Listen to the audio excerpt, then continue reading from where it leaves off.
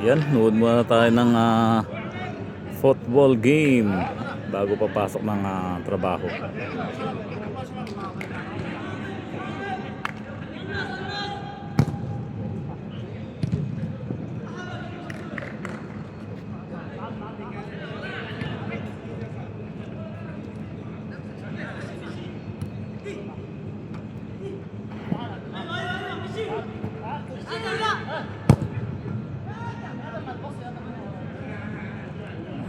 Ganito yung libangan ng ibang lahi.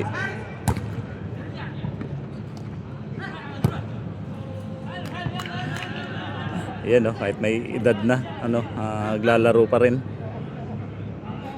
Sa Pinoy naman, kahit na may edad na, nakakapaglaro pa rin ng basketball.